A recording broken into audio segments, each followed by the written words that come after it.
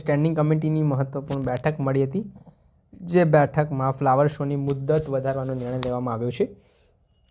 1લી તારીખથી 22 તારીખ સુધી ફ્લાવર શોનું આયોજન રહેશે.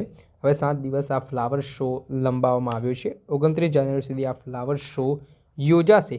સાથે જ અમદાવાદ મ્યુનિસિપલ કોર્પોરેશન દ્વારા દબાણ દૂર કરવામાં આવશે. જગન્નાથ મંદિરની આસપાસના જે દબાણો છે તેને દૂર કરવામાં આવશે. દબાણના કારણે દર્શનાર્થીઓને જે કનડગત પડે છે તેને લઈને આ પગલું લેવાયું છે. સાથે જ પાર્કિંગ લઈને અમદાવાદ મ્યુનિસિપલ કોર્પોરેશનનો મોટો નિર્ણય લેવાયો છે. જે કોમર્શિયલ એકમ વાહન પાર્ક નહીં કરવા દે તેની સામે લેવાશે પગલાં. કેટલાક કોમર્શિયલ એકમો મુલાકાતીઓને વાહન પાર્ક કરવા દેતા નથી ને આવા એકમોએ પાર્કિંગ કરવા દેવું પડશે. આ મામલે શું કહી રહ્યા છે સ્ટેન્ડિંગ કમિટીના ચેરમેન દેવાંગ દાણી, તેમને સાંભળો. આગામી 19 તારીખે સોમવારના રોજ અપીલ કમિટી મળશે. તેની અંદર જે કામદારો ઉપર એક્શન લેવામાં આવેલા હોય એને આપણે વાત કરીએ કે એમનું હિયરિંગ કરવામાં આવશે. અપીલ કમિટીના 4 જે મેમ્બરો છે અને ચેરમેનની અધ્યક્ષતામાં જે આપણે વાત કરીએ કે કર્મચારી પર એક્શન લેવામાં આવે છે અને પરિણામે નોકરીમાંથી તેમને સસ્પેન્ડ કરવામાં આવે છે, તો એ કર્મચારીને બોલાવીને તેમનું સાચું કારણ જાણવામાં આવશે. હકીકતમાં એમનું કારણ જો સાચું હોય તો તેમને નોકરી પર પરત લેવામાં આવતા હોય છે. ઘણીવાર મેડિકલના કારણે લોંગ રજા પર રહ્યા હોય, લાંબી માંદગીના કારણે રજા પર રહ્યા અથવા તો અન્ય કારણ સામાજિક કારણને કારણે, તો એમના જો કારણો સચોટ હોય તો એમને નોકરી પર પુનઃ આપણે વાત કરીએ કે લેવામાં આવતા હોય છે. એના માટેની કમિટી આગામી સોમવારના રોજ મળશે. પાલિકાની અંદર જે જંકશન હોય એનું બ્યુટિફિકેશન થાય. જંકશન પર ઊભા રહેતા જ્યારે વાહન ચાલકો હોય આ જંકશન સુશોભિત થાય એ માટે 100 જંકશનનો આપણે વાત કરીએ કે આઈડેન્ટિફાઈ કરવામાં આવ્યા હતા. એમાંથી 19 જેટલા જંકશન તૈયાર થઈ ગયા છે. જેમાં આપણે વાત કરીએ કે પાંજરાપોર જંકશન હોય, ઇન્કમટેક્સ, આવા જે જંકશનો છે બીજા 40 જંકશનો હાલમાં તૈયાર થઈ રહ્યા છે અને આવનાર બજેટની અંદર પણ બીજા વધારે જંકશનો સિટીની અંદર ઉમેરાય અને મહાનગરની આપણે વાત કરીએ કે સુંદરતામાં આ જંકશનો વધારો કરે. જગન્નાથ મંદિર મહાનગરની અંદર પૂર્વજોની અંદર પણ ડ્રેનેજની લાઈનો હાલ નખાઈ રહી છે અને એમાં પણ આધુનિક ટેકનોલોજીનો ઉપયોગ કરી માઇક્રો ટનલિંગ પદ્ધતિ એશિયામાં સૌ પ્રથમવાર અમદાવાદ મહાનગરપાલિકાની અંદર શરૂ કરવામાં આવી.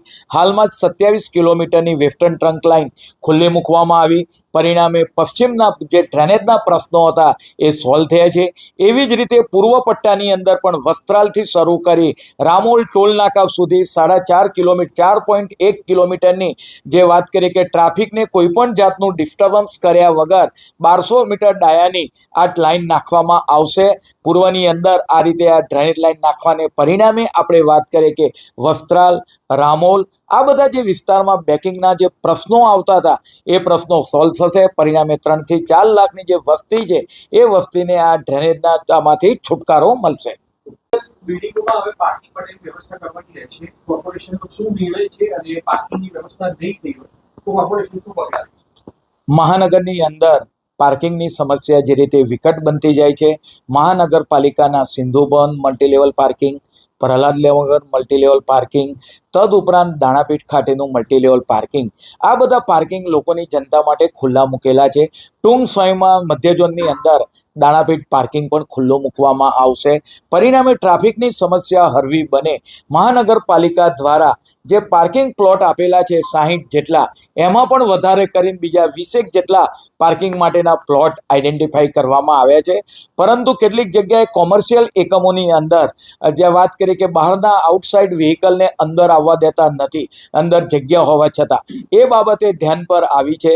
પરિણામે આવનાર સમયગાળા દરમિયાન એ લોકોને પાર્કિંગ અંદરના ભાગમાં કરવા દેવામાં આવે commercial unit.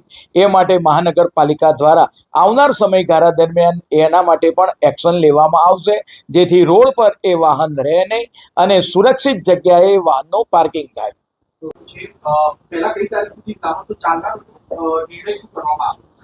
Ahmedabad international flower show 1 જાન્યુઆરીના રોજ રાજ્યના માનનીય મુખ્યમંત્રી શ્રી ભૂપેન્દ્રભાઈ પટેલ સાહેબે ખુલ્લો મૂક્યો હતો. દિન પ્રતિદિન તેની આપણે વાત કરીએ કે લોકો ફ્લાવર શો જોવા માટે આવતા હોય છે. ગઈકાલ ઉત્તરાયણના દિવસે અને વાસી ઉત્તરાયણના દિવસે 60,000 કરતાં વધારે લોકો એક જ દિવસની અંદર આ ફ્લાવર શો જોવા આવ્યા હતા. આ રીતે જે રીતે લોક લાગણીને માન આપી અને લોકો જ્યારે વધારે માત્રામાં ફ્લાવર શો જોવા માટે આવી રહ્યા છે તો આ ફ્લાવર શોને 1 અઠવાડિયા સુધી લંબાવવાનો નિર્ણય કરવામાં આવ્યો છે. અગાઉ 22 જાન્યુઆરી સુધી ફ્લાવર શો ચાલવામાં હતો. આગામી સમયમાં 1 અઠવાડિયું વધારે કરીને 29 જાન્યુઆરી સુધી આ ફ્લાવર શો ખુલ્લો રહેશે અને પરિણામે અમદાવાદની જનતા, ગુજરાતની જનતા અને જ્યારે ડિસેમ્બર જાન્યુઆરીમાં NRI લોકો અમદાવાદમાં આવતા હોય એ લોકો આનો લાભ લઈ શકે એ માટે આ ફ્લાવર શો 29 જાન્યુઆરી સુધી લંબાવવામાં આવ્યો છે. દબાણ હોવાને કારણે ટ્રાફિકની સમસ્યા સર્જાય છે, દર્શનાર્થીઓને અગવડ પડે છે, કયા પ્રકારની કામગીરી કરે? ભગવાન જગન્નાથજીની રથયાત્રા નીકળતી હોય છે અષાઢી બીજે.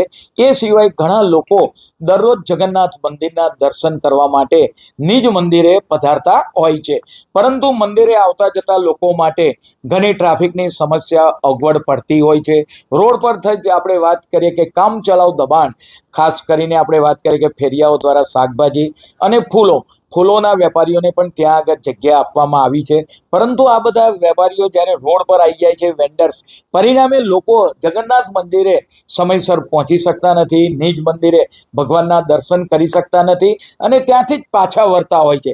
પરિણામે મહાનગરપાલિકાની સ્ટેન્ડિંગ કમિટીની અંદર આજરોજ જે રીતે ભદ્રકાળી નગરદેવીના દર્શન કરવા માટે સરળતાથી જઈ શકે, દબાણો દૂર કરવામાં આવ્યા. એવી જ રીતે આ શહેરનું પ્રખ્યાત જગન્નાથ મંદિર કે જે વાત કરીએ કે એના નિજ મંદિરે લોકો સહેલાઈથી જઈ શકે એ રસ્તો એ ક્લિયર કરવામાં આવશે. ત્યાં રહેલા છૂટક કામચલાઉ દબાણો એને દૂર કરવામાં આવશે, જેથી જગન્નાથજીના દર્શન સહેલાઈથી ભક્તજનો કરી શકે. જય જગન્નાથ. આપણે સાંભળ્યા હતા સ્ટેન્ડિંગ કમિટીના ચેરમેન દેવાંગ દાણી. તેમણે આ મામલે મહત્વનું નિવેદન આપ્યું છે અને આજે સ્ટેન્ડિંગ કમિટીમાં લેવાયેલી બેઠકમાં જે મહત્વપૂર્ણ નિર્ણયો છે તેને લઈને વાત કરી હતી. દર્શક મિત્રો, આવા જ વિડીયો જોવા માટે એન કવરેજ ન્યૂઝ જોતા રહો.